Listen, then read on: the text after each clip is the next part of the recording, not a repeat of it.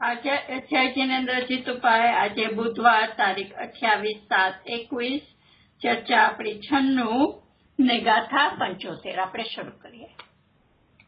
હા જી, જય જિનેન્દ્ર, ભાનુબેન, રજનીભાઈ અને રસિકભાઈ કે જે કોઈ બીજા કોઈ જોઈન્ટ. રસિકભાઈ નથી આવ્યા આજે, હું રજનીભાઈ છીએ. અચ્છા, ઠીક છે. અચ્છા, એટલે આજે આપણે 75મી ગાથા ઉપર સ્વાધ્યાય શરૂ કરીએ છીએ. હવે આ ગાથા છે ને ગુરુદેવને બહુ જ પ્રિય હતી. તો મેં સોનગઢમાં કેટલી વાર સાંભળી તો ઠીક છે, એટલે અહીંયા તો ક્રમમાં વાગતી હોય, પછી ક્લાસમાં લીધી હોય તો જૂના વખતમાં.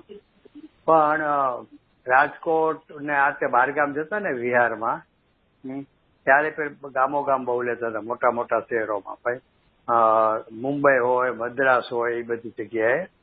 એટલે આ ગાથા ગુરુદેવને બહુ જ પ્રિય હતી.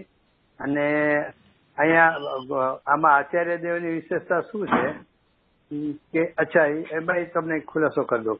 ગુરુદેવને બહુ પ્રિય હતી એટલે ગામો ગામ આવી રીતે બહુ લેતા હતા. એટલે હું આત્મધર્મમાં વારંવાર આપતો હતો આ 75મી ગાથા. અને 90મી જન્મ જયંતિના વિશેષ અંકમાં તો આ ગાથા જ આખી મૂકેલી છે જન્મ જયંતિ અંકમાં.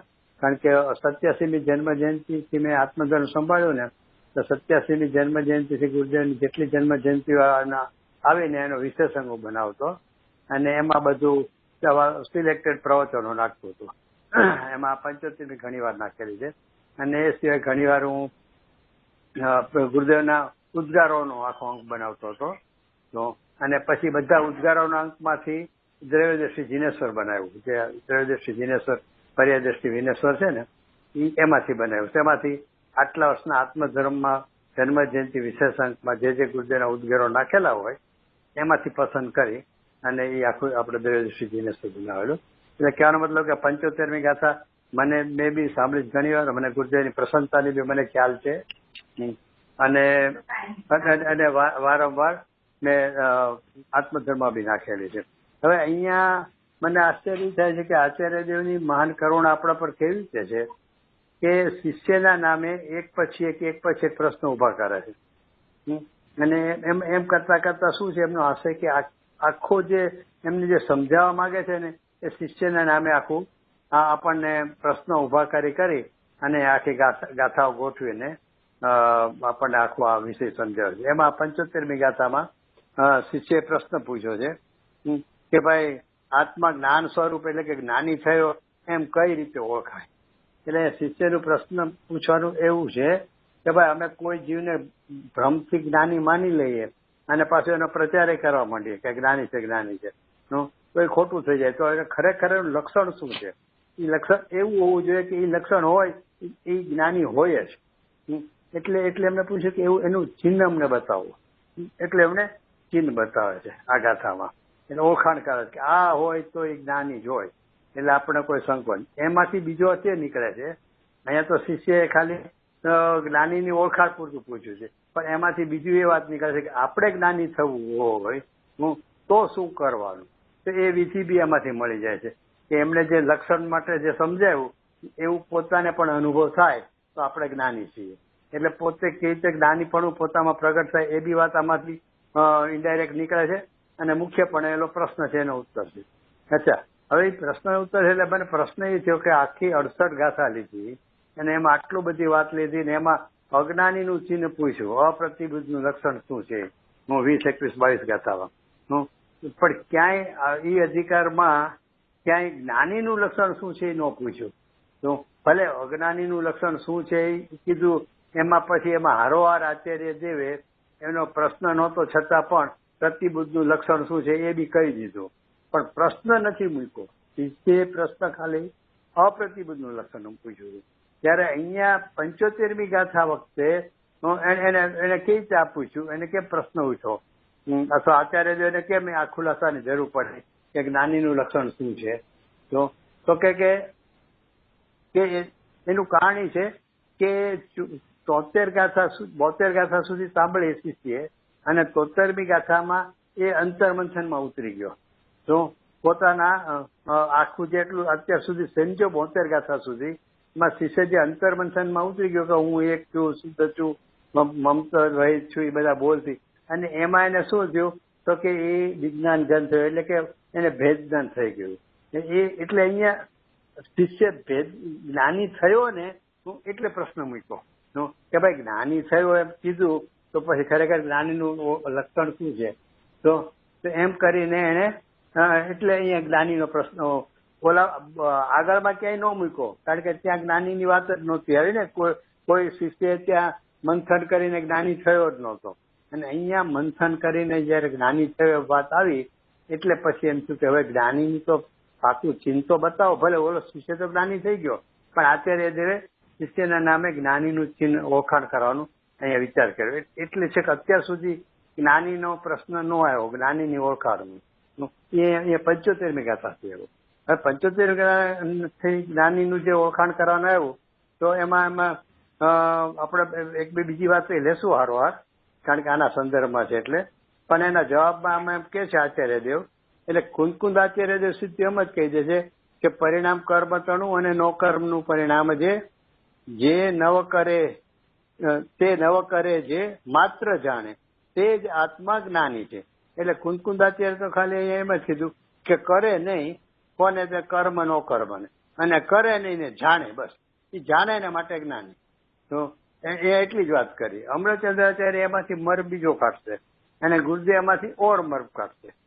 હવે એટલે જે ઉત્તર આવ્યો તેમાં શું કીધું કે નિશ્ચયથી એટલે કે ખરેખર મોહ રાગ દ્વેષ સુખ સુખાદી અંતરંગમાં ઉત્પન્ન થતું જે કર્મનું પરિણામ, અહીંયા અંતરંગમાં ઉત્પન્ન થતું જે કર્મનું પરિણામ એવો શબ્દ છે. અને સ્પર્શ ગંધ વર્ણ શબ્દ સંસ્કાર આદિ સ્થૂળતા અને સૂક્ષ્મ આદિ રૂપ બહાર ઉત્પન્ન થતું જે નો કર્મનું પરિણામ, એટલે અંતરંગમાં ઉત્પન્ન થતું કર્મનું પરિણામ અને બહારમાં ઉત્પન્ન થતું નો કર્મ પરિણામ, એ બેની વાત કરી. તે બધું પૂજગલ પરિણામ છે. આવું કોણ કે છે? તો કે જે જ્ઞાનીનું લક્ષણ આપણે ઓળખવા માંગીએ છીએ ને કે જ્ઞાનીનું લક્ષણ શું, એને ઈ ઓળખાણ જે કરવી છે ઈ જ્ઞાની આવું માને છે. તો એટલે અહીંયા વાત રજૂ કરી. હવે એમાં આપણે વચ્ચે એમાં આપણે બીજી વાત વચ્ચે સમજીએ કે અહીંયા શું કીધું કે વાત બેની કરી, કર્મનું પરિણામ અને નો કર્મનું પરિણામ. એ કર્મના પરિણામનો વિસ્તાર કર્યો કે શું મોહ રાગ દ્વેષ આદિ બધું, બરોબર. અને નો કર્મના પરિણામમાં એનો વિસ્તાર કર્યો કે એના પ્રકાર શું શું હોય. પણ વાત તો બે પ્રકારના કર્મની કરી, કર્મનું પરિણામ અને નો કર્મનું પરિણામ. તો પછી તે બધુંય ઉદ્ગલ પરિણામ છે. એ બધું શબ્દ કેમ આવ્યો રજનીભાઈ? બે ની વાત હાલે તો તે બંને પૂજગલ પરિણામ છે એમ આવવું જોઈએ. બે ની જ વાત હોય, એક ની હોય તો તે પૂજગલ પરિણામ છે એમ કહી દે. બે ની વાત હોય તો તે બંને પૂજગલ પરિણામ છે. એને બદલે બે ની વાત છે અને બધું શબ્દ કીધો. એટલે એનો અર્થ શું થયો કે કર્મના જેટલા પ્રકાર હોય ને તે બધું એમ અહીંયા એનો ધ્વનિ નીકળે છે. એ આપણે ક્યાંય ગુરુદેવ નથી આવું કીધું, પણ આ તો ગુરુદેવ જે અહીંયા ભાવ કર્મ લેવાનું કે છે ને એટલે એના અનુસંધાનમાં મારા જે વિચારો છે એવું રજૂ કરું છું કે અહીંયા તે બધું શબ્દ બંનેને બદલે બધું શબ્દ લીધો. એટલે એનો અર્થ એમ થયો કે કર્મના જેટલા પ્રકાર હોય ને એ બધા લઈ લેવાના. દાખલા તરીકે અહીંયા અમારા મેનેજર જાહેરાત કરે કે આજે જમણવાર છે, મુમુક્ષુઓનું આજે આવતીકાલે મુમુક્ષુઓનું સ્વામી વાત્સલ્ય છે, બધા જમવા પધારવું. તો બધાએ કીધું એટલે એનો અર્થ શું થયો કે અહીંયા સ્થાનિક મુમુક્ષો, પછી બ્રહ્મચારી ભાઈઓ બહેનો, પછી બહારગામથી આવેલા મુમુક્ષો અને કોઈ ધારો કે દર્શન આદિ આવેલા સ્થાનક પાસે સત્તાબર આદિ નીકળતા બધાને આવવાનું જમતા. સાગમટે એટલે સાગમટે, એમાં કઈ ભેદ નહીં. એટલે તો ત્યાં બધાએ કીધું ને એટલે બધા આવે. હવે એની બદલે એવી એક જાહેરાત થાય છે કે બ્રહ્મચારી ભાઈ બહેનોએ કવર લઈ જવા. મંદિરની બાજુમાં અમે બેઠા છીએ બહેનો, એની પાસેથી કવર લઈ જવા. એટલે શું, એ લોકોને સહાય માટે કોઈ મરણ થયું હોય ને એટલે એના ઘરની વ્યક્તિઓ એ રીતે રકમ જે કાઢી હોય એમાં 5-10 હજાર આ લોકોના હોય તો એ લોકોના કવર હોય. તો ત્યાં એટલે કે બ્રહ્મચારી ભાઈ બહેનો એમની આગળથી કવર લઈ જવા. તો કે આખું મંડળ લેવાનું હોય જાય, કારણ કે ત્યાં બે નામ પાડેલા છે. તો ત્યાં બે ની જ વાત હોય તો બેના નામ પાડેલા છે. એમ અહીંયા બધું કીધું કે બધું કીધું એટલે કર્મના જેટલા પ્રકારો છે એ બધા પૂજગલના પરિણામ છે. એટલે એનો અર્થ એમ થયો કે અહીંયા અંતરંગ પરિણામ કયો, કર્મરૂપનું પરિણામ કયો, નો કર્મનું પરિણામ કયો, પણ ભાવ કર્મનું પરિણામ પણ સાથે આવી જ ગયું. નહીં તો બે કેવું જોવે, એને બદલે 3 કીધું છે. અચ્છા, એટલે એક તો એ રીતે બી એવું લાગે છે કે અહીંયા ભાવકર્મ જે ગુરુદેવ જોર આપે છે તો એ બરોબર છે કે એ ભાવકર્મની વાત અહીંયા આવી જાય છે. નહીં તો બંનેની વાતને એને બદલે બધું કીધું એટલે એવું લાગે છે. અચ્છા, હવે બીજી વાત છે કે અહીંયા શું કીધું? પૂતગલ પરિણામ. એ બધું શું છે તો કે પૂતગલ પરિણામ. હવે આ તો જ્ઞાનીની વાત છે. જ્ઞાનીને તો ખબર છે કે પૂતગલ પરિણામ કોને કીધું, તો કે જીનેન્દ્ર દેવે પૂતગલ પરિણામ તો 44-45 ગાથામાં સ્પષ્ટ કહી દીધું કે પૂતગલ વડે અધ્યવસાન આદિ ભાવો છે શું એ કોના વડે નિપજાય છે, તો કે પૂતગલ વડે નિપજવામાં આવે છે, માટે પૂતગલના પરિણામ છે. અથવા તો પછીની ગાથા 45માં ગાથામાં કહી દીધું કે અધ્યવસાન ભાવો છે એ 8 કર્મો વડે ઉપજતા હોવાથી એ બધું પૂતગલ જ છે. તો એનો અર્થ કે જીનેન્દ્ર દેવનું આ વચન છે કે આ ભાવ કર્મ છે ને એ પૂતગલ પરિણામ છે. એટલે અહીંયા જ્ઞાની જયારે એનાથી પરમાર્થે કરતો નથી, પોતાની જે વાત જ્ઞાનીની ઓળખાણ કરાવે છે તો એને એમ કીધું કે આ કર્મ ને નો કર્મનું પરિણામ છે એ પૂતગલ પરિણામ છે, તે બધું પૂતગલ પરિણામ છે. તો એનો અર્થ કે પૂતગલ પરિણામમાં કોણ કોણ આવે, તો કે પૂતગલ પરિણામ દરેક અને ભાવ કર્મ બંને આવે. કારણ કે અહીંયા પૂતગલ પરિણામ કીધું છે તો ખાલી દ્રવ્ય કર્મ ને નો કર્મ નહીં, ભાવ કર્મ એ પૂતગલ પરિણામ છે. એ તો જીનેન્દ્ર દેવનું વચન છે અને એ તો જ્ઞાની થયો છે તો જ્ઞાનીને તો ખબર જ છે, એટલે કે અનુભવપૂર્વક છે કે આ જીનેન્દ્ર દેવનું વચન છે. માટે પણ એ ભાવ કર્મ છે ને એ આમાં આવી જાય છે દ્રવ્ય કર્મમાં. અચ્છા, અને ગુરુદેવ તો કહેતા હતા કે અહીંયા મૂળ ભાવ કર્મ જ છે, પછી એમાં દ્રવ્ય કર્મમાં મગરવિત પણ આવી જાય છે, પણ મૂળ તો ભાવ કર્મ છે. હવે માની લો કે આપણે દ્રવ્ય કર્મ ને નો કર્મ ને બધું ભેદ જ્ઞાન કરે છે અને એને જ્ઞાની કહેવા જાય, અહીંયા શબ્દ છે એ પ્રમાણે, તો એનો અર્થ શું થાય છે કે તો દ્રવ્યલિંગીને શું છે, નો કર્મ તો છોડીને જ આવ્યો છે, બધા જ સંયોગો છોડીને આવ્યો છે અને એ દ્રવ્ય કર્મને ભિન્ન જાણે છે. તો પછી એ દ્રવ્યલિંગી છે તો એ જ્ઞાની થઈ ગયો ને, કારણ કે એને શું કર્યું એ આ બંનેને જાણે જ છે, નો કર્મ ને એને ભિન્ન જ જાણે છે, પૂતગલના જ જાણે છે. તો એને દ્રવ્યલિંગીને તમે શું કહેશો? તો જ્ઞાની થોડું એને કહેશો? તો એનો અર્થ શું છે કે ભાવ કર્મ તમે જો લ્યો ને તો ભાવ કર્મથી ભિન્ન લ્યો તો જ જ્ઞાની સ્થિત થાય, નહીં તો દ્રવ્યલિંગીમાં પ્રશ્ન ઉભો થાય. અચ્છા, બીજી વાત છે કે આ છે ને અહીંયા આ આખી વાત, હા બોલો. અહીંયા ટીકામાં જ લખેલું છે કે નિશ્ચયથી મોહ રાગ દ્વેષ તો એ તો બધા ભાવમાં જ આવી જાય ને, ભાવ કર્મમાં. ના, એમાં શું છે ભાનુબેન, અંતરંગમાં ઉત્પન્ન થતું જે કર્મનું પરિણામ, એટલે જે અંતરંગ કર્મ શબ્દ છે ને શાસ્ત્ર શૈલીમાં દ્રવ્યલિંગ માટે વપરાય, દ્રવ્ય કર્મ માટે વપરાય છે. અંતરંગ કર્મ કે ને તો દ્રવ્ય કર્મ થાય, હા, અને બાયમાં તો નો કર્મ જાય. તો એટલે શબ્દની હિસાબે આદિ એટલે એ બધું અંતરંગમાં એટલે પોતાના આત્મામાં ઉત્પન્ન થાય એટલે એ રાગાદિ એટલે પોતાના ભાવ ના, એટલે ગુરુદેવ કીધું બરોબર છે, પણ આ તો જે લોકોને શબ્દથી જે પકડીને કરે ને એને આ પ્રોબ્લેમ થઈ જાય છે કે અહીંયા કર્મનું પરિણામ લખ્યું છે ચોખ્ખું અને નો કર્મનું પરિણામ લીધું છે. એટલે એની સામે આવે વિચારીએ છે કે ભાઈ એ બેની વાત છે તો બધું કેમ કીધું, આ તે બધું આપણે જે વાત થઈ ને અત્યારે. અચ્છા, મૂળ વાત શું છે કે આ જે ખુલાસો આપણને કરે છે ને એ કોણ કરે છે કે જ્ઞાની કરે છે. એટલે કે જેને પોતાને અનુભવ છે, પોતાને અનુભવમાં ભાવ કર્મનું પણ ભિન્નપણું વેદાઈ રહ્યું છે, એવા જ્ઞાની ખુલાસો આ કરે છે. તો માટે અહીંયા ભાવ કર્મ છે એ બરોબર છે, કારણ કે આપણે જે કરીએ ખુલાસો તો એ તો શબ્દ પકડીને કરીએ, આપણે કોઈ અનુભવપૂર્વકની તો વાત જ નથી. ત્યારે આપણને જે આ સમજાવે છે ને કે જે કહે છે ને અહીંયા કે ભાઈ અહીંયા ભાવ કર્મ જ લેવાનું છે અથવા તો ભાવ કર્મ જ છે, તો એનેથી ભેદ જ્ઞાન કરે છે, એ જ્ઞાનીનું લક્ષણ છે. તો એનો અર્થ છે કે એ જ્ઞાની પુરુષ આપણને કહે છે, માટે એ બરાબર છે. અચ્છા, હવે આપણને પ્રશ્ન એમ થાય કે અહીંયા કર્મનું પરિણામ છે તો ભાવ કર્મ શું કામ લેવું દેવ કર્મને બદલે, એવો પ્રશ્ન ઉઠે. તો હું એમ કહું છું કે અહીંયા જે ગાથા શરૂ થઈ આપણે કુંદકુંદાચાર્યની, તો એમાં એમણે એમ જ કીધું કે જે નવ કરે માત્ર જાણે તે જ્ઞાની છે.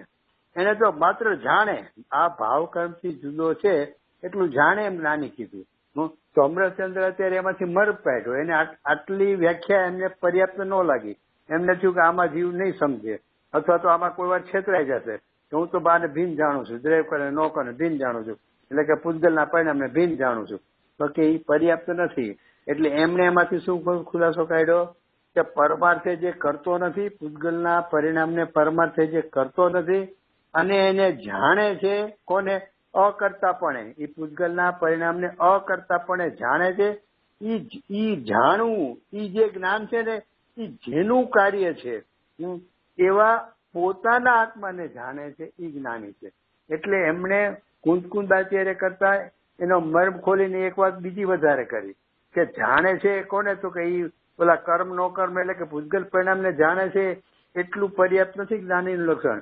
પૂતગલ પરિણામને જાણતું જે જ્ઞાન, એ જ્ઞાન જેનું કાર્ય છે, જેનું કર્મ છે, એવા પોતાના આત્માને જાણે છે, એ જ્ઞાની છે. તો એ આપણે કેમ માન્ય કર્યું કે ભાઈ કુંદકુંદાચાર્ય તો અહીંયા જાણે છે એટલું જ કીધું છે, તો કે કોઈ જે કરે નહીં પણ માત્ર જાણે તે જ્ઞાની છે, તો એમને તો એમ કીધું છે. તો શું કામ અમૃતાચાર્ય અહીંયા આત્માને જાણે, પોતાના આત્માને જાણે તે જ્ઞાની? એમાં આપણને કાંઈ શબ્દમાં ઓલું નથી લાગતું કે અહીંયા તો કુંદકુંદાચાર્યના આટલા શબ્દો છે અને અમૃતાચાર્ય ક્યાંથી કાઢ્યું? એમાં આપણને કાંઈ કોઈને પ્રશ્ન નથી ઉઠ્યો આજ સુધી, એકે વિદ્વાનોને, હિન્દુસ્તાન ભરના શું કહીના શું, કોઈને પ્રશ્ન નથી ઉઠ્યો. તો ભાઈ ગુરુદેવે જયારે એ અંતરંગ કર્મમાં એમ કીધું કે ભાઈ અહીંયા નિશ્ચયની વાત છે, નિશ્ચયથી આમ છે, તો નિશ્ચયથી માટે તો કે અહીંયા ભાવ કર્મની જ વાત છે અને જ્ઞાની હોવાથી જ્ઞાની છે એ ભાવ કર્મથી જુદો પડે છે. તો એ જયારે ગુરુદેવ કહે છે તો આપણને એમાં ક્યાં પ્રશ્ન ઉઠે કે અહીંયા શબ્દ આ નથી ને અહીંયા આ શબ્દ આ છે?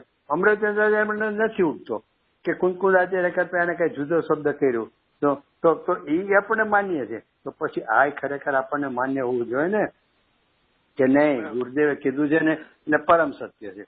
છતાં આપણને પ્રશ્ન ઉઠે તો આપણે વિચારવાનું કે આ શું છે. તો એનો અર્થ શું થયો ખબર છે કે આવું કોને પ્રોબ્લેમ થાય કે ગુરુદેવ નામે આપતા હતા કે સનાવાદ ને કોઈ પંડિત હતો આ તે બધું, એટલે જે લોકોને વિદ્વત ક્ષયોપશમનો વધારે ઉઘાડ હોય ને, એટલે આપણે વાત થઈ હતી કે જેને જ્ઞાનની વિશેષતા હોય ને, તો ઓલો જ્ઞાનનો વિશાળતા, એ જ્ઞાનની વિશાળતાના કારણે એ લોકો શબ્દમાં ગૂંચવાઈ જાય છે. જેને જ્ઞાનની વિશાળતા હોય છે ને એ શબ્દોમાં ગૂંચવાઈ જાય છે. એટલે એની જે ગૂંથણી હોય ને શબ્દોની, એમાં જ અટકી જાય. એમ થાય કે અહીંયા તો અંતરંગ કર્મ ચોખ્ખું લખ્યું છે, અહીંયા ભાવ કર્મ ક્યાં છે, એવા બધા પ્રશ્નો એને ઉઠે. અથવા તો જેને હું ભાવ કર્મથી ભિન્ન છું, તો સાંભળીને 72-74 ગાથા સુધી સાંભળ્યું, આટલો વિરુદ્ધ સ્વભાવ છે એ બધું 9 બોલથી સમજાયું 72 ને 74 અને આગળમાં બધાને અજીવ કહીને સમજાવ્યું હું કે આશરો છે અજીવ છે. એ બધું સમજાવવા છતાં પણ જેને હજી રાગમાં મારા પણ છે એ મચક નથી આપતું, તો એને અહીંયા ભાવ કર્મ નથી દેખાતું, એને અહીંયા દૈવ કર્મ દેખાય છે. નહીં તો છે ને આટલી ગાથા ને આ ગુરુદેવના આટલાના એની ઉપરના પ્રવચનોનો જે વિસ્તાર છે એ સાંભળ્યા પછી ભલે ભાવ ભાષણ નથી થયું પણ બુદ્ધિ તર્કમાં તો એને વિચાર જ્ઞાનમાં એટલું તો નિર્ણય થાય કે નહીં કે આ ખરેખર છે કે આ મારા સ્વભાવથી વિરુદ્ધ સ્વભાવો છે, તો માટે એ પૂતગલના છે, મારા નથી. એવું જો એટલું જે ઓઘે સ્વીકાર આવ્યો હોય ને તો એને ગુરુદેવની વાત સમજાય જાય કે આ બરોબર છે કે મને ઓઘે આટલો સ્વીકાર આવે છે તો આ તો જ્ઞાની થઈ ગયા, તો જ્ઞાનીને તો ભાવ કર્મથી ભેદન થઈ જ ગયું જોઈએ. એટલે એમ પણ એને એ વિશ્વાસ આવે કે અહીંયા ભાવ કર્મની જ વાત છે. પણ અચ્છા હવે આમાં સાઈડ ક્વેશ્ચન, આપણને તો કોઈ શંકા થતી નથી ભાવ કર્મ હોય જાતની, બરાબર. પણ જો આપણે દ્રવ્ય કર્મ લઈએ તો દ્રવ્ય કર્મ નો જે ઉદય થાય એ જ્ઞાનીને કઈ રીતે જણાય? એટલે દ્રવ્ય કર્મ એની ઇફેક્ટ જે બહાર પડે એનાથી જણાય કે એટલે જ વાત છે ને, એટલે જ ગુરુદેવની વાત એટલે સાચી છે, એટલે વધારે જોર વાળી છે. શું કામે કે ખરેખર છે ને દ્રવ્ય કર્મનો જે ઉદય છે ને, તો ઈ તો ભલે ઉપયોગમાં તો પકડાય છે પણ આપણને પ્રગટપણે આપણને નથી પકડાય. ઉપયોગમાં તો જ્ઞાન એને જાણી લે છે કે આ દ્રવ્ય કર્મનો ઉદય છે, તો એટલે એને જાણતું મારું જ્ઞાનનો આકાર થયો છે, જ્ઞાનનું પરિણામ થયું છે, એને જ્ઞાન જાણી લે છે. અને એને જાણતા અજ્ઞાની છે ને, એટલે હું ક્રોધ એટલે દ્રવ્ય કર્મનો ઉદય જે થયો ને એ ક્રોધને પોતાનો જાણી લે છે અને એમ કરીને ભાવ કર્મ થાય છે. એ તો 92 ગાથાના 12માં એની વિધિ આપી છે કે દ્રવ્ય કર્મના કારણે કઈ રીતે ભાવ કરવું પોતાને. પણ આપણને અથવા જ્ઞાનીને કોઈને બી જે પ્રગટમાં પકડવામાં આવે છે ને સમજ, જેમ કે અનુભવપૂર્વક, વેદનપૂર્વક અથવા જાણવાપૂર્વક, તો એ બધું ભાવ કરવું જ પકડાય છે આપણને. જેમ કે મોહ, રાગ, દ્વેષ, સુખ, દુઃખ આદિ. એટલે ખરેખર એ જે પકડાય છે એનેથી વેદનાન કરે ને તમે. જે પ્રગટ હોય કારણ સંયોગ, એના નિમિત્ત સંયોગ છે. એને કારણ કોણ છે? નિમિત્ત કારણ કોણ છે? તો કે સંયોગો છે, નિમિત્ત કારણ. તો એનેથી વેદનાન કરે. તો અને મૂળ કારણમાં તો કે નૈમિતિક નિમિત્ત છે, એનાથી જે નૈમિતિક રાગ, દ્વેષ, મોહ જે સ્થૂળપણે આપણે ક્રોધ, માન, માયા બધા થાય છે, જે પ્રગટ છે, એના પરિણામમાં એને પકડાય છે, તો એનું ભેદ કરે ને કે પરમાર્થે હું આનો અકર્તા છું. એટલે ખરેખર ભાવકર્મ છે ને તો ઈ જ પકડે. પણ અહીંયા મૂળ શબ્દ જે અહીંયા આવી ગયો છે ને, અંતરંગમાં ઉત્પન્ન થતું જે કર્મનું પરિણામ, અને એ કર્તા કર્મ છે. એટલે સામાન્ય રીતે જે લોકોને આનો અભ્યાસ વધારે હોય તો એ લોકોને એમ જ લાગે કે અહીંયા તો કર્મની જ વાત છે, દરેકની વાત છે. તો અને એ લોકો પાસે એને કારણ કે બધાને જ્ઞાન છે ને એ પોતાને સંતોષ થાય એના માટે હોય છે. એટલે એને સમાધાન તો થવું જોઈએ, ખાલી બીજાને તર્ક કરવા માટે ન હોય. એને શું સમાધાન થાય એ લોકોને કે અહીંયા દ્રૈવ કર્મ કહીને શું કે ભાઈ દ્રૈવ કર્મ નો પણ જે અકર્તા થાય છે ને, એટલે જે દ્રૈવ કર્મ નો અકર્તા થઈ જાય છે એટલે એને ભાવ કર્મ ઉત્પન્ન જ નથી થતું. તું એમ કે છે દ્રૈવ કર્મ થી જે છૂટો પડી ગયો, અકર્તા થઈ ગયો. હા, પણ ઈ જે દલીલ છે ને એ સિદ્ધાંતિક છે. આ ખરેખર એમ આપણને જે પ્રગટ રૂપ આવે છે ને એમાં દૈવ કર્મ તો આપણે પકડાતું નથી. એટલે સીધું આપણે ભાવ કર્મથી જ જ્ઞાન કરવામાં આવે. હા બોલો બેન. ના ખાલી જસ્ટ મારી સમજ ક્લિયર કરવા માટે કરું છું કે મેં જે સાંભળ્યું એ પ્રમાણે કે એટલે કે દ્રવ્ય કર્મ તો આપણે જ્ઞાન પકડી નથી શકતો આપણું જ્ઞાન તો. એટલે એ દ્રવ્ય કર્મનું જે એને સંબંધી જે આપણે રાગદ્વેષ છે એ પકડાય, કા દ્રવ્ય કર્મનું જે ફળ આવે નો કર્મમાં એ આપણે આમ પકડાય. બરાબર છે ને? ઓકે, બરાબર છે. એટલા માટે ગુરુદેવ નો આગ્રહ છે ને કે ભાઈ અહીંયા કર્મનું પરિણામ છે ને અંતરંગ લખવું. અંતરંગ એટલે પોતાની અંદર થાય છે. તો અને એને કર્મનું પરિણામ, કર્મ કરતા નિશ્ચયની વાત ચાલે છે. એટલે કે અહીંયા ભાવ કર્મ છે. ભાવ કર્મ, દ્રવ્ય કર્મ ભલે ગર્ભિત આવી જાય, પણ કે અહીંયા એ વાત કોની છે? તો કે વાત તો અહીંયા ભાવ કર્મની જ છે. એવું ગુરુદેવનું ખાસ બરાબર. કેમ કે દ્રવ્ય કર્મના ઉદયમાં જે તમે કીધું કે ક્રોધ આવ્યો, એટલે ક્રોધ આવ્યો તો એ તો આપણને એટલે કે ક્રોધ આવ્યો એટલે એ દ્રવ્ય કર્મનો ઉદય ને અનુસરીને એ ક્રોધ એટલે કે નિમિત્ત નૈમિત્તિક સંબંધ કયો કે જેવી રીતે કે મને શબ્દ નહીં આવે એટલે ક્રોધ એટલે હું ક્રોધી થઈ ગયો માને છે. હા, અચ્છા. એટલે બરોબર છે. હા, એટલે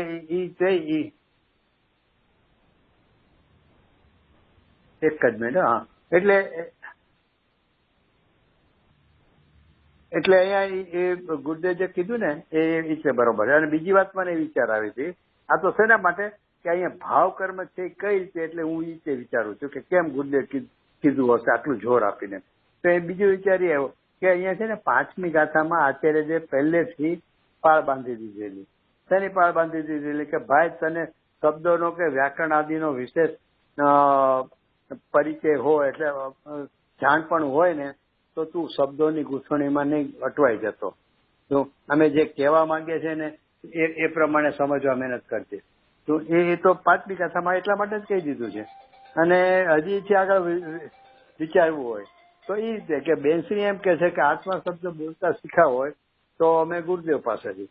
તો આપણી વાત કરીએ તો આપણે આવી ચર્ચા કરતા શીખ્યા હોય કે અહીંયા અંતરંગમાં કર્મ ઉત્પન્ન થાય છે, દરેક કર્મ છે કે ભાવ કર્મ છે કે નથી, કે જે કાંઈ જેના જે પક્ષમાં હોય એ બધું કોના થકી વિચારતા શીખ્યા આપણે. આપણને તો ખબર જ નહોતી શું આ દરેક કર્મ છે, ભાવ કર્મ, એ બધું ગુરુના પ્રતાપે છે. હવે એ ગુરુ આપણને જયારે એમ કેતા હોય કે અહીંયા ભાવ કર્મ છે તો પછી આપણને શેના માટે એમાં હિચકિચાટ થાય કે ના અહીંયા આ શબ્દ છે ને આ શબ્દ છે, આ શબ્દ છે. એ શબ્દ હોય પણ એ શબ્દની પાછળ મર્મ. શબ્દનું તો તમે કીધું ને કુંકુંદ અત્યારે જાણે છે એટલું જ કીધું. કોને? તો કે આને કર્મ નો કર્મ ને.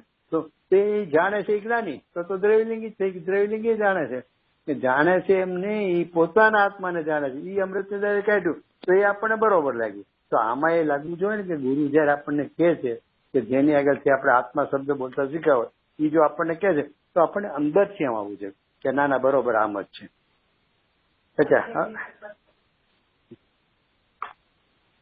હા, એટલે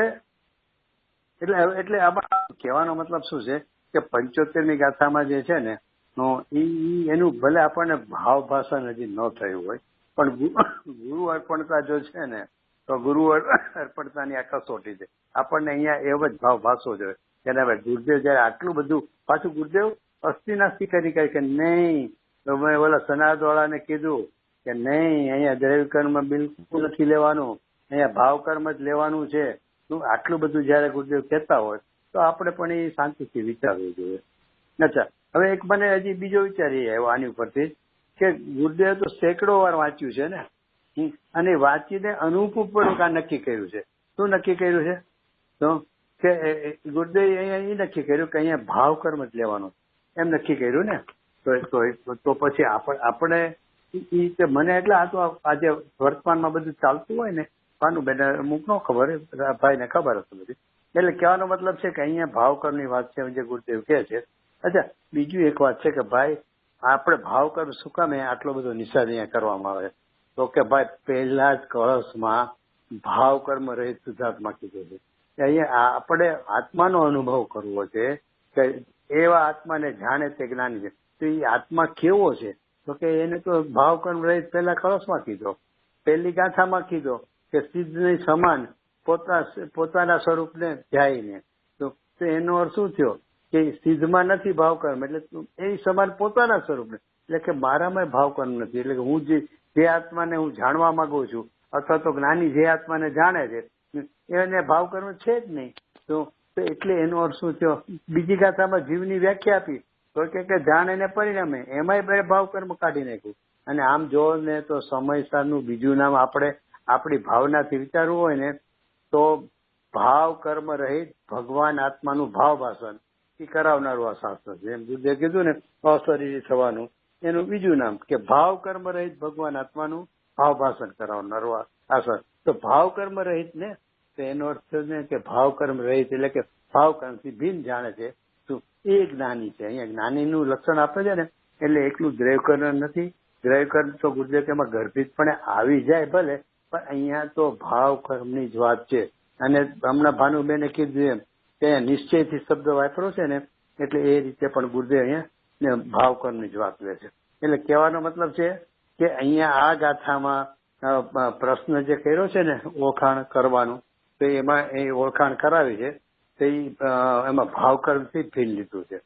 હવે આપણે આટલો અહીંયા શું છે અને ગુરુદેવ શું કે છે અથવા તો શું નીકળે છે એની ચર્ચા કરી કે ભાઈ ભાવ કર્મ છે, અંતર કર્મનું પરિણામ છે અથવા નથી, એ કઈ રીતે એની આપણે આપણી રીતે વિચારણા કરી. હવે આગળ વાત ચાલે છે આ વિષયની. આમાં થોડી નવા એવું લાગે કે જે માણસ જે પંડિત કે કોઈ પણ હોય એને ભાવ કર્મથી ભિન્નતાની વાત ન રૂચતી હોય તો શું એ માને છે કે રાગ સાથે એકતા હોય એ જ્ઞાની છે?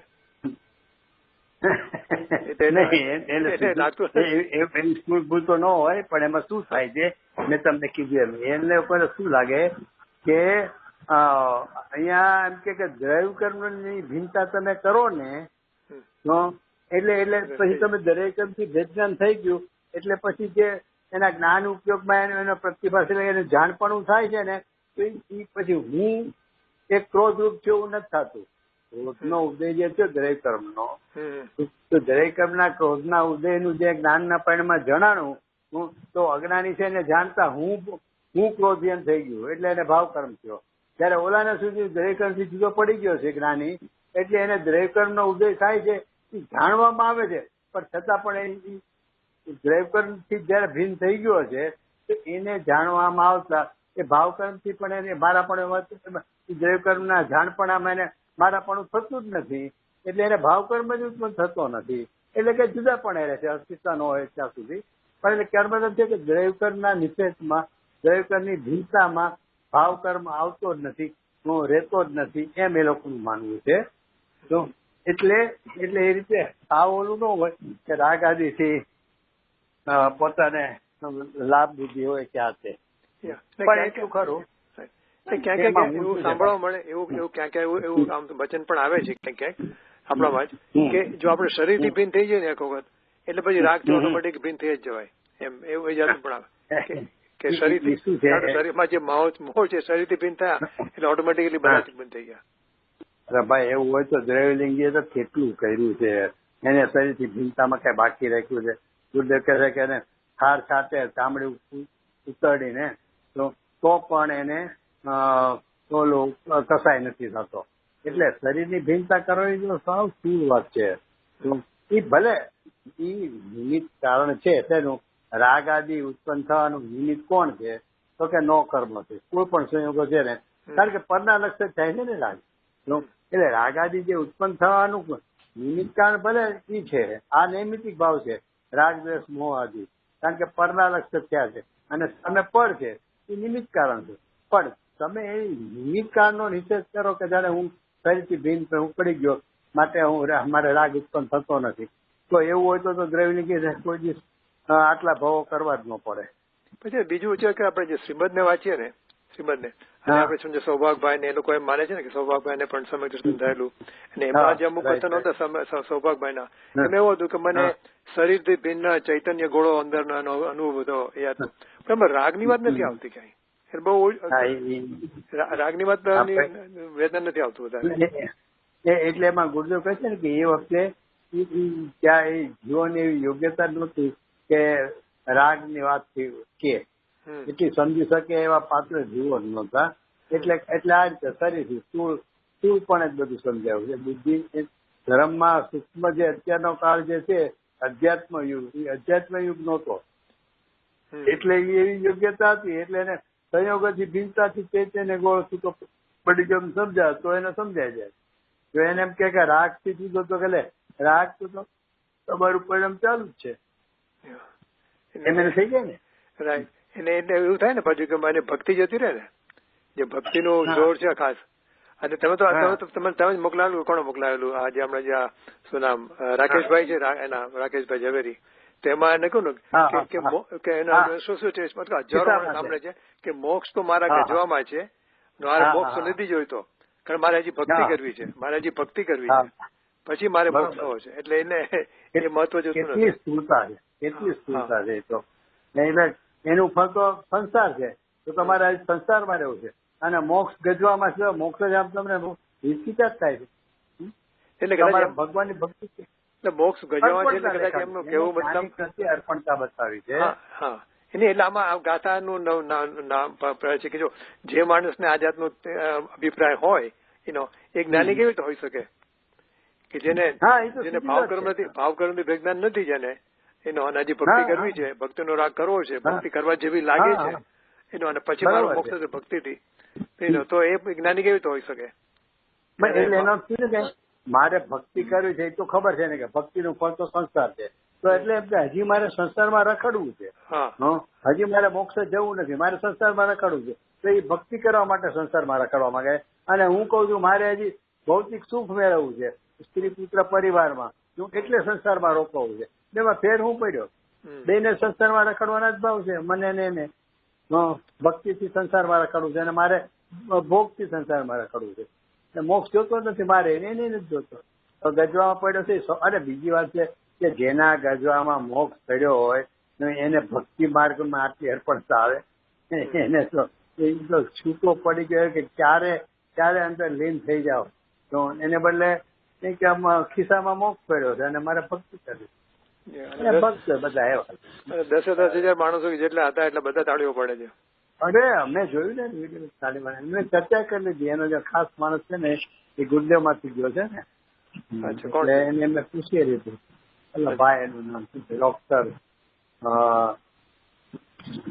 હતું બે ભાઈ રાજેન્દ્રભાઈ ત્યાં વાંચન કરવા જતા હતા આપણા ગુરુદેવ હતી અહીંયા સાધ્યાનંદ ટ્રસ્ટ હતું એના બાપુજી વાંચન કરા હતા અને આ અતુલજી વાંચન કરો હતો અને એ ડોક્ટર બે ભાઈ ડોક્ટર છે અને અત્યારે બંને ત્યાં જ રહે છે ધરમપુરા અને મારા હજી પરિચય છે ને ફોને થાય છે એકબીજાને વધારે પણ હવે કઈ સમજેવું નથી ને બધાને એકચ્યુઅલી ગુરુ પ્રત્યેની અર્પણતા એમાં શું છે કે શ્રીમદજીના જમાનામાં જીવો જે હતા ને એની યોગ્યતા હતી એવો શ્રીમદજી એટલા મર્યાદામાં ઉપદેશ આપેલો એટલે એમને અર્પણતાનું કીધેલું કે ભાઈ એક ગુરુને ગોતી અને અર્પાઈ જાય.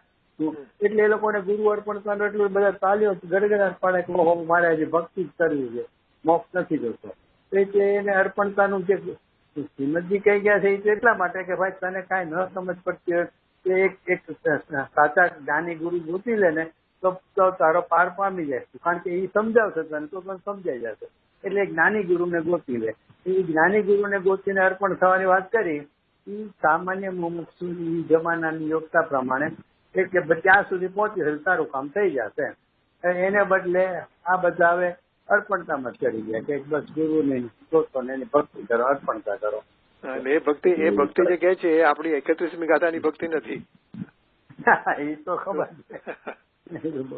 પણ આ લોકો બધા તો એને જ્ઞાની જ સમજે છે ને, અને અમુક જણા આપણા એ બધા અમુક એને સાંભળતા જ હોય છે, આપણા મુમુક્ષો એ ગુરુદેવ વાળા એ.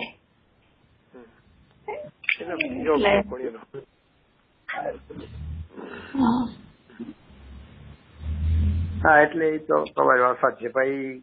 ગુરુદેવનો યુગ છે ને અધ્યાત્મનો, એ આખો પ્રકાર જ જુદો છે અને શ્રીમદજીના પ્રકારમાં એ પોતે આપણે જીતુભાઈ એમ પણ બહુ અમુક લોકોના કે બસ ગુરુ તો જોઈએ, ગુરુ તો ગોતવા જોઈએ, એટલે આપણે એની શોધ ચાલુ રાખવી જોઈએ. હા, પ્રત્યક્ષ ગુરુ જોવે એટલે માટે જ એ લોકોમાં વળી જાય ને બધા કે આ પ્રત્યક્ષ ગુરુ છે. ઓલા આપડા ગુરુદેવ થઈ ગયા તો સ્વર્ગ વયા ગયા, તો પ્રત્યક્ષ ગુરુ કોણ? તમારા પ્રત્યક્ષ ગુરુ કોણ? પ્રત્યક્ષ ગુરુ તો હોવા જ જોવે. એ આપણને રાહ બતાવે. પ્રત્યક્ષ ગુરુ હતો, નહીં તો આપણે ક્યાં બી ભૂલ ખાઈ જાય તો કોણ આપણને રાહ બતાવશે? એટલે પ્રત્યક્ષ ગુરુ હોવા જ જોવે. એક આપણા જસ્ટ અમારી આ બધી કોન્ફરન્સો ચાલે ને એમાં એ કે જ્ઞાની ગુરુ હોય અને આપણે એને ના ઓળખીએ તો આપણને બહુ વિરાધ ના થાય. હા પણ તો ઓળખો ને, પણ નો એટલે તો એ ભાઈ મને એ પ્રશ્ન ઉઠ્યો હતો કે આ કુંકુંદ અત્યારે આ પ્રશ્ન એટલે આ ગાથા કેમ મૂકી? અમૃતચંદ્ર પ્રશ્ન હું કામ ઉભો કર્યો કે જ્ઞાનીનું ઓળખાણ કરો. ગુરુ તો પછીની વાત છે, એ પછી જ્ઞાની, પણ જેને આપણે ગુરુ માનવા છે એની ઓળખાણ તો આપણને હોવી જોઈએ કે જ્ઞાની આવા જ્ઞાની હોય. ભાવ કર્મથી જો ભીન પડ્યા ન હોય અને પોતાના આત્માને જાણ્યો ન હોય એ ક્યાંથી જ્ઞાની હોય? એટલે તો જ્ઞાનીને ઓળખો કે પછી આ બધા કે વર્તમાનમાં પ્રત્યક્ષ જ્ઞાની હોવા જોઈએ, પણ જ્ઞાનીને તો ઓળખો. વિરાટના તમને ક્યાંથી થશે? જ્ઞાનીને તમે ઓળખતા નથી અને કલ્પના કરીને કરે વિરાટના થઈ જશે.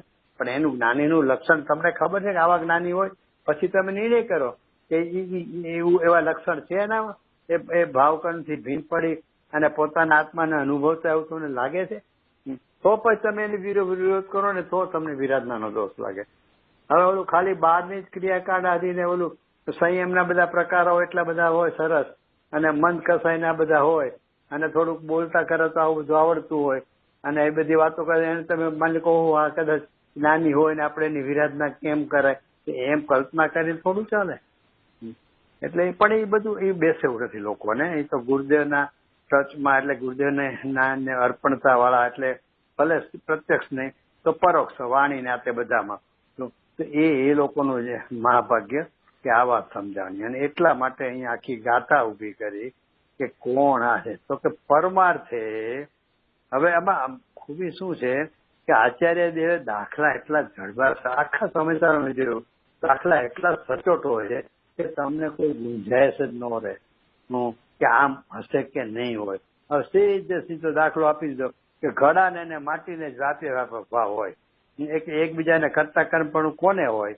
તો કે પરમાર્થ એટલે ખરેખર શું વસ્તુ સ્થિતિ જે ગણો એ, તો કે ઘડાને ને માટીને જ વ્યાપ્ય હોય એટલે કરતા કર્મપણું હોય. પરિણામને અને પૂતગલને જ વ્યાપક ભાવનો સદભાવ હોવાથી કરતા કર્મપણું છે. એટલે શું કે છે કે અહીંયા કરતા કોણ છે? અહીંયા પેલા અકર્તા સિદ્ધ કરશે ને, પછી એને જાણે તે સિદ્ધ કરે. નવ કરે એટલે કે અકર્તા. તો પેલા કરતાપણું કોને છે? તો કે પૂતગલ પરિણામને અને પૂતગલને. કેમ? તો કે માટીને અને ઘડાને કરતા કર્મ સંબંધ છે. કેમ? તો કે એમાં વ્યાપે છે ને એનો વ્યાપક છે. એટલે વ્યાપ્ય વ્યાપક ભાવના સંબંધને લીધે એ બેની વચ્ચે કરતા કર્મ સંબંધ છે. માટે ઘડો માટી છે ને એ ઘડાનો કરતા છે. એવી રીતે પૂતગલ પરિણામને અને પૂતગલને પૂતગલ પરિણામમાં તો આગળ કહી છે કે તે બધું પૂતગલ પરિણામ છે. એટલે તે બધુંમાં આવી ગયું ભાવ કર્મ, દૈવ કર્મ, નો કર્મ ત્રણેય આવી ગયા. કારણ કે કર્મના 3 પ્રકાર છે અને બધુંય કીધું, એક કે બે નથી કીધા. તે બધુંય છે, એ બધાય જે કર્મના પ્રકારો છે એ પૂતગલ પરિણામ છે. તો એમાં કોણ વ્યાપે છે? તો કે એમાં પૂતગલ વ્યાપે છે. તો પૂતગલ વ્યાપે છે માટે પૂતગલ એનો કરતા છે અને પૂતગલનું એ કાર્ય છે. એનો અર્થ કે જીવ એનો કરતા છે જ નહીં, કારણ કે વ્યાપ્ય સંબંધ એ બે વચ્ચે છે. પાછું હજી આગળ પાછું સમજાવશે કે એમાં કહેશે કે આગળ હજી કે જેમ કુંભારને અને ઘડાને તો એને વ્યાપ્ય સંબંધ બનતો જ નથી, કારણ કે બે ભિન્ન દ્રવ્યો છે ને. કારણ કે હજી કળશમાં પછી ખુલાસો કરશે કે તત્સ્વરૂપ હોય ને તો જ વ્યાપ્ય વ્યાપકપણું હોય. એટલે કે કુંભારને અને ઘડાને તત્સંબંધ નથી હોતો, એટલે કે વ્યાપ્ય વ્યાપક ભાવ નથી એમાં બનતો, અને વ્યાપ્ય ભાવ નથી બનતો માટે એને કરતા કર્મ સંબંધ નથી હોતો. એટલે એનો અર્થ જ્ઞાની એમ જાણે છે કે આ જે પૂતગલ પરિણામ છે એ કોણ? તો કે ભાવ કર્મ અને એટલે બધા કર્મ, જો કર, નો કર, ભાવ કર, બધું મુખ્યપણે તો ભાવ કર્મની જ વાત છે. ઓલા તેના નિમિત્તોમાં જાય છે. એટલે જે ભાવ કર્મ છે ને એનો કરતા, જેમ કુંભાર માટીનો ઘડાનો કરતા નથી એમ જીવ એટલે કે હું એ કોનો કરતા નથી? તો કે ભાવ કર્મનો કરતા નથી. તો શું છે? તો કે માત્ર એનો જાણનાર છું. થાય છે ને એને પરમાર્થે કરતો નથી. અહીંયા શું જ્ઞાનીનું લક્ષણ બતાવું છે? તો જ્ઞાની શું માને છે આપણે કેવું પડતું ને. જ્ઞાનીની અંતરંગ સ્થિતિ શું છે કે જેથી આપણે એને જ્ઞાની કહી શકીએ? તો એમ કે છે કે પરમાર્થે એને કરતો નથી. કોને? તો કે આ બધા પૂતગલ પરિણામને. તો પૂતગલ પરિણામના પ્રકારોમાં મુખ્યપણે તો ભાવ કર્મ છે. તો ભાવ કર્મને પરમાર્થે કરતો નથી. તો શું છે કે માત્ર એને જાણે છે. કોને? તો કે એ પૂતગલ પરિણામનો અકર્તા છે ને, એટલે એને ભાવ કર્મને જાણે છે, પણ જાણે છે એટલું પર્યાપ્ત નથી. એ ભાવ કર્મને જાણતું એવું જે જ્ઞાન છે ને, અકર્તાપણું સિદ્ધ કર્યું એટલે શું રહ્યું બાકી? તો કે જાણવાપણું. તો કે એ જાણવાપણામાં શું આવ્યું? તો કે આ ભાવ કર્મ ભિન્ન છે. તો કે એટલું પર્યાપ્ત નથી. એ ભાવ કર્મ ભિન્ન છે, હું એનો અકર્તા છું અને ભાવ કર્મને જાણું છું, એવું એનું જાણપણું એ જે જ્ઞાનમાં છે એ જ્ઞાન કોનું કાર્ય છે? જ્ઞાન એ પરિણામ છે તેનું કરતા કોણ છે? જે છઠ્ઠી ગાથામાં લીધું કરતા કર્મની એકત્વપણું, અનન્યપણું, બરોબર છે. તો એ અહીંયા કે છે કે એ જે જાણપણું છે ને એ જાણપણું જેનું કાર્ય છે અથવા કર્મ એટલે કાર્ય કોનું છે? તો કે એ જ્ઞાતાનું છે, એટલે કે આત્માનું છે. એવા પોતાના આત્માને જાણે તે જ્ઞાની છે. એટલે એમાં દાખલા બે જબરજસ્ત આપ્યા. કોના? તો કે કુંભારના ને ઘડાના ને માટીના ને ઘડાના. એટલે એનો અર્થ શું થયો કે એમાં કોઈ ગુંજાયશ જ નથી રહેતી કે પૂતગલ પરિણામને કોણ કરે? તો કે પૂતગલ જ કરે. અને પૂતગલ પરિણામને કોણ ન કરે? તો કે ઘડાને કુંભાર ન કરે. એમ પૂતગલ પરિણામને જીવ ન કરે. એટલે કે હું એનો અકર્તા છું. પણ એટલું લઈ જાય.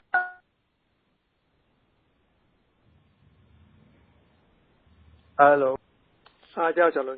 સોરી. હા અચ્છા સમજી ગયા. મ્યુટ. અચ્છા, એટલે ત્યાંથી પહોંચાડવો છે કે હું આમાં શું થયું કે ખાલી જો તમે ભાવ કર્મથી ભિન્ન, ભાવ કર્મથી ભિન્ન એમ લઈએ તો શું થાય કે તો પરલક્ષમાં જ ઉભો રહ્યો, પર્યાયમાં જ ઉભો રહ્યો. તો કે એવું જાણતું જે જ્ઞાન છે ને એ જ્ઞાન છે ને એ પોતાને જાણે.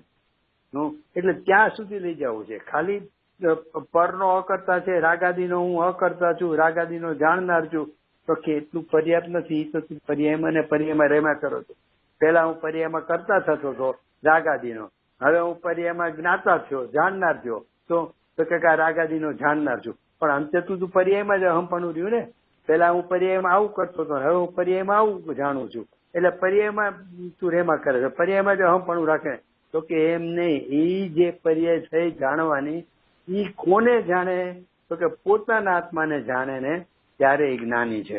એટલે એમાં આપણે વિચાર કરીએ ને તો આ છે ને ગુરુદેવની આ જ શૈલી છે, જે ઓલું પરને જાણતો નથી ની બધી વાતો ચાલે છે ને, અથવા તો કળશ ટીકામાં પાછળના જે કળશો છે ને તતના 258 આસપાસના કળશો, એમાં ગુરુદેવ ત્યાં સુધી લીધું છે કળશ ટીકાના પ્રવચનમાં કે કળશનું અત્યારે થોડીક વાત કરું છું. આ તો ગુરુદેવની શૈલી અહીંયા કેમ મળતી હશે એ આપણે સમજાય. એવા આત્માને જાણે છે એ વાત લીધી ને એટલે તો કે ત્યાં એમ કીધું કે પરની શક્તિને તો જાણતો જ નથી. પરની શક્તિને હું જાણું છું, એટલે કે અણુ બોમ્બની શક્તિ છે ધારો કે એટમ બોમ્બની, એને હું જાણું છું તો કે એ તો સ્થૂળ મિથ્યાત્વ છે.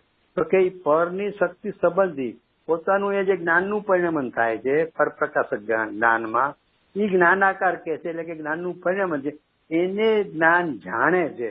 તો કે એ જે જાણપણું છે ને કોનું તો કે પર પ્રકાશકમાં પર સંબંધીનું, તો કે એ જ ખરેખર પર છે. એક તો એ તો કળશિકાકાર જ કહી દીધું કે આ ખરેખર જ્ઞાનીનું પર કયું છે તો કે ઓલું પરની શક્તિ એટમ બોમ્બ ઈ પર નથી, પર સંબંધીનું શક્તિ સંબંધીનું અહીંયા જે જ્ઞાનમાં પરિણમન થયું ને પર પ્રકાશક જ્ઞાનમાં, એ જ ખરેખર જ્ઞાની એને પર માને છે. એટલે બરોબર. હવે આ ગુરુદેવ શું કે છે આગળ કે ઈ જે પર પ્રકાશક જ્ઞાનમાં પર સંબંધીનું જ્ઞાનાકાર એની શક્તિનું જે જ્ઞાનપણું થયું એને જાણે છે, અને ઈ જાણપણામાં રોકાયેલો રહે છે કે હું આ મારી પર્યાયને જાણું છું. કઈ તો કે પર પ્રકાશક જ્ઞાનની, એટલે કે પર સંબંધીનું જે જ્ઞાન છે એને જ જાણવામાં રોકાયેલો છે ને, તો પણ એ મિથ્યા દ્રષ્ટિ છે, કારણ કે પર્યાયમાં ઉભો છે. ઈ જ્ઞાન એ ત્યાંથી ખસીને એની અનન્યતા કોની હારે છે કર્તા કર્મની તો કે જ્ઞાયક સાથેની. તો કે એવું જાણતું જ્ઞાન, પર સંબંધીના પરિણમનને જાણતું જે જ્ઞાન, એ જ્ઞાન ત્યાંથી ખસીને જ્ઞાયકને જાણે છે. આ જ્ઞાયક છે હું, તો એ જ્ઞાની છે. એટલે અહીંયા એ વાત કરી કે ભાવ કર્મથી ભિન્ન પડ્યો, પરમાર્થ એનો કરતો જ નથી, એનો જાણનાર છે. એવું જાણપણું એ ત્યાં સુધી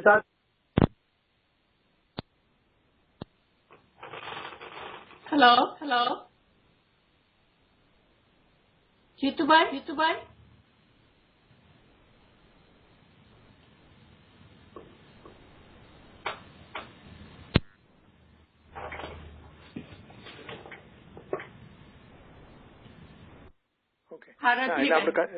ડિસ્કનેક્ટ થઈ ગયેલા. તો ટૂંકમાં આપણે વાત કરી ને હવે ગઈકાલે જે આપણે સૂક્ષ્મતા અને વિશાળતાની વાત કરી ને, તો હવે આપણે એ પોઈન્ટે પહોંચી ગયા છીએ કે જયારે આપણે જ્ઞાનમાં જે આપણે રાગને જાણનારું જ્ઞાન એને જાણીએ છીએ, એ પણ વિશાળતામાં ગયું. તો એમાંથી ખસીને એ જ્ઞાન કોનું છે એ જ્ઞાયકને જાણીએ, એ એની સૂક્ષ્મતા થઈ. એ તો તમે આમાં એક ખાલી એક ભેદ ઉભો કરવા માટે, પણ અહીંયા તો બધો આખો વિષય એક જ છે ને. અહીંયા આટલું તો ભેદદાર સુધી એને આવું જ પડશે કે હું આ રાગ આદિનો હું અકર્તા છું, તો એટલું એને અકર્તા થઈને એને જાણનાર છું, એટલે તો એને આવું જ પડશે ને, જાણનાર છું ત્યાં. પછી એમ કહે કે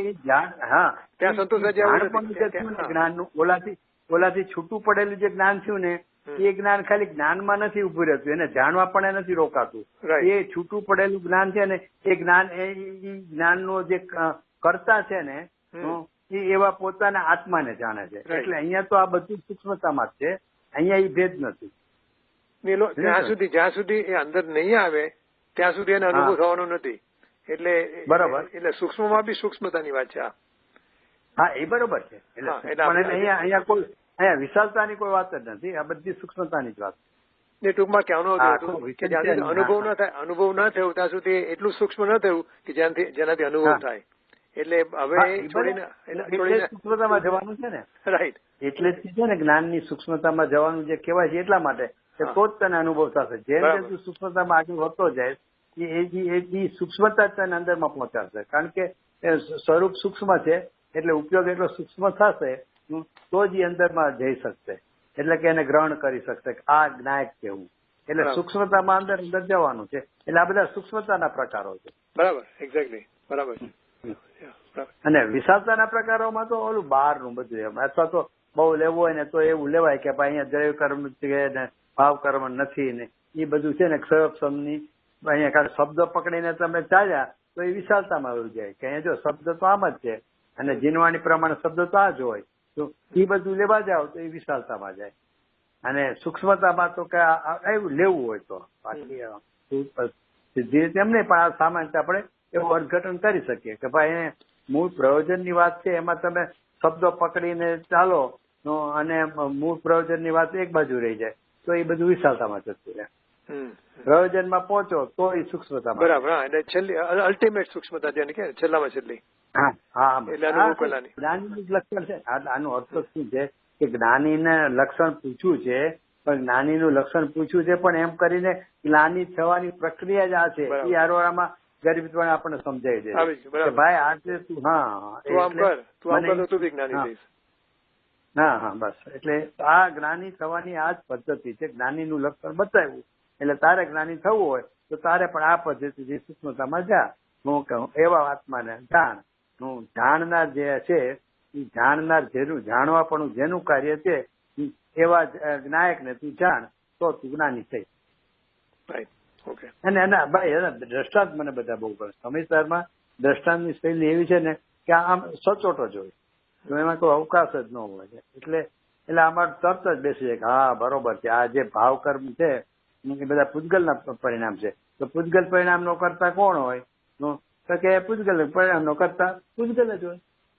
એટલે તો તું એનો જ્ઞાતા જ થઈ ગયો, કારણ કે તું એનો કરતા ન રહ્યો. જે અને તું કરતા કેમ નથી તો કે કુંભાર કોઈથી ઘડાને કરે જ નહીં, એમ તું કોઈ દિવસે એને તું કરે જ નહીં, કારણ કે એનું કરતા તો પૂતગલ છે. એમ કરીને દ્રષ્ટાંત આપીને આખું બહુ સરસ કરે. છેલ્લે પાછું એને આગળ કેવું છે ને કે જ્ઞાતાનું વાક્ય નથી. તને પેલું જેમ કીધું કે આ પૂતગલ પરિણામને જાણે જ છે, તો જાણપણું છે માટે એ જ્ઞાતાનું કાર્ય હશે. હું જેને જાણે છે કારણ કે છે તો એનું જ્ઞાન થયું માટે એ મારું કાર્ય છે. તો એમ નથી. જ્ઞાયક સંબંધ તો વ્યવહાર માત્ર છે. ચોખ્ખું એમ કીધું કે જ્ઞેય જ્ઞાયક સંબંધનો વ્યવહાર માત્ર હોવો છે. એટલે વ્યવહાર માત્ર એટલે કેવા માત્ર. જો કારણ કે ખરેખર તો એ પોતાના એ જ્ઞેય સંબંધીના પોતાનો જ્ઞાનાકાર છે ને એ જ્ઞાનાકાર જ એને એના ઉપાદાનથી ઉત્પન્ન થયેલો છે અને એને જ જાણે છે. અને એમાં એ જ્ઞેય નિમિત્ત છે, એટલા માટે એને જ્ઞેય જ્ઞાયક સંબંધ એ વ્યવહાર માત્ર છે. વ્યવહારથી કહેવામાં આવે છે, ખરેખર નથી ને. જયસેન આચાર્ય દેવે તો પ્રવચન સારી 200ની ગાથામાં એમ જ કીધું કે નિશ્ચયથી જ્ઞેય જ્ઞાયક સંબંધ જ નથી, કારણ કે પરની સાથે કોઈ સંબંધ જ નથી. એની હાજરી હોય છે ને એમાં એટલે સંબંધની સ્થાપના કઈ રીતે કરો છો? હાજરી છે જ એવી હોય છે. એટલે હાજરી હોવાથી એટલે ત્યાં એટલો બધો નિશ્ચય છે. શું કામ ખબર કે એને ઉપયોગને કોઈ પણ હિસાબેથી બહારમાં જવા માટેની કોઈ ગુંજાઈશ જરાક એને લપસણું ન દેખાય.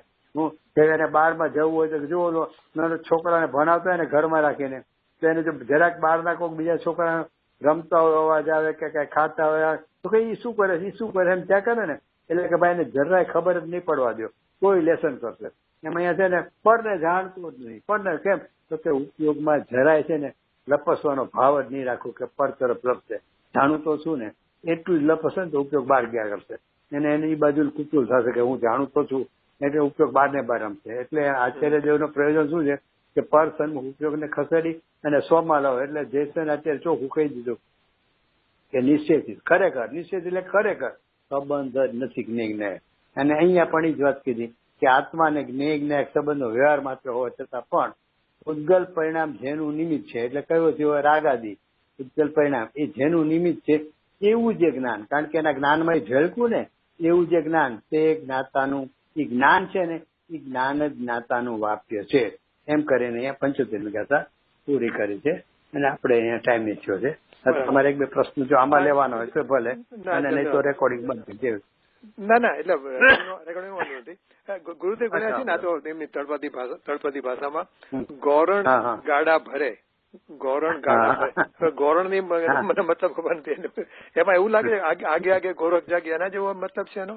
ના ગોરણ ગાડા ભરે એમાં કદાચ મને એટલી નથી ખબર, પણ હું એવું માનું છું કે ગોરણ ગાડા ભરે એટલે શું છે કે જે સમજદાર છે ને સમજદાર વ્યક્તિ ઈ ગાડું ભરે એમ એવો વાત હું સમજુ છું.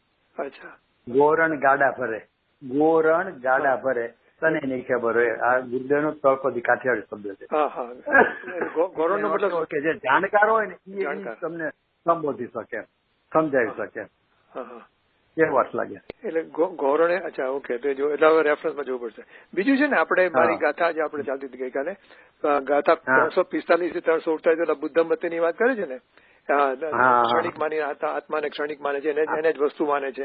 એમાં જે ટીકા છે ને એમાં એક સમયની પર્યાયને અગુરુ લઘુ ગુણની પર્યાય કીધી છે. એ કારણ ક્ષણિક છે. તો એમાં અગુરુ લઘુ ગુણની જે આપણે વ્યાખ્યા કરીએ છીએ, જે સિદ્ધાંત પ્રસ્તોત્ર માળા બધામાં છે, એમાં જે છે ને એમાં અગુરુ લઘુ ગુણ કઈ બેસું નહીં બરાબર. કઈ કા શકે તમે 345 થી 48, 345 to 348. અચ્છા, ઓલા પછી 43 પછી. એમાં જો તમે જો ટીકા જોશો ને, તમે જે અગુરુ લઘુ ગુણ ની વાત કરી છે, અને જે મારી સામાન્ય સમજણ હતી આપણે કે બધા ગુણો છૂટા ન પડી જાય ને એનો રૂપાંતર ના થાય ને બધી છે, તો એમાં જે વ્યાખ્યા કરી તો એક સમયની પર્યાય છે ને એ અગુરુ લઘુ ની ગુણ ની છે. એટલે કોઈ પણ પર્યાય જે એક સમયની છે એ અગુરુ લઘુ ગુણ ના. તો જો તમે જોઈ રાખજો જરા. એમાં પ્રતિ સમય સ્વભાવ દરેક સમય અગુરુ લઘુ ગુણ ના પરિણામ દ્વારા ક્ષણિક હોવાથી, અચલિત ચેતન અનુય ગુણ દ્વારા નિત્ય હોવાથી, એટલે અગુરુ લઘુ થી આખી વાત કરી છે. ભાઈ ગુરુદેવના પ્રવચન શું લીધું ખ્યાલ ના, ગુરુદેવે નથી ટચ કર્યું એને. એમને એમ જ એટલે જાણે કે જેમ દ્રવ્ય ગુણ હોય એના એવી રીતે. અચ્છા, એટલે હા ચોખ્ખું લખ્યું છે કે ક્ષણિકપણાનું કાંડમાં અગુરુ લઘુ નું. એટલે અહીંયા બીજી કોઈ પર્યાય નહીં, સીધી આ પર્યાય લઈ લીધી અગુરુ લઘુપણાની ક્ષણિક હોવાથી. પર્યાય તો બધી ક્ષણિક છે, પણ હવે એની પાછળ કોઈ વિશેષતા હશે અગુરુ લઘુપણા, કારણ કે એ સદાય હોય છે ને અગુરુ લઘુપણામાં, અને બીજી બધી પણ એમાં હોય ન હોય ને એ બધું હોય છે. એટલે એવું હશે કે એ અગુરુ લઘુપણાની ક્ષણિકપણું સિદ્ધ કરવું છે, કે જે સદાય ક્ષણિકપણે રહે છે એ પણ તો નાશ થઈ ગઈ. ધારો કે ચારિત્ર ગુણની પર્યાયથી કહેવા જાય તો એ રાગ વિકારી પણ નાશ જ થઈ ગયું છે. તો બધી ક્ષણિક પણ ક્યાં રહ્યું એનું, એમ હયાતી જ ન રહી. ત્યારે અગુરુ લઘુ પરિણામ તો સદાય રહે છે. એટલા માટે ક્ષણિક હોવાથી જે સદાય ક્ષણિકપણે રહે જ છે, એ ક્ષણિક પણ અહીંયા અગુરુ લઘુ છે, એટલે કદાચ એવું હોઈ શકે. આ તો આપણે સમજાય છે એવું એટલે લાગે છે. અગુરુ લઘુ ગુણમાં જે ષટગુણ હાનિ વૃદ્ધિ થાય એ પણ બધું ક્ષણિક જ આમ હોય ને એમ. હા, પર્યાયનું બધું પર્યાયનું જ પરિણામ છે ને. આ બધું પર્યાયનો જ પ્રકાર છે ને. પરિણામ માત્ર પર્યાય ષટગુણ અને હાનિ વૃદ્ધિ, ઓલું તો ત્રિકાળી છે, એમાં હાનિ વૃદ્ધિ આવે જ નહીં ને. હાનિ વૃદ્ધિ આવે એ બધું પર્યાયમાં જાય, એક ક્ષણિકમાં જાય. ઓકે, હું જોઈ 18માં જોઈ રાખીશું કદાચ. ઓકે, ચાલો. અચ્છા, હા હવે બંધ કર પછી પૂછી લઉં.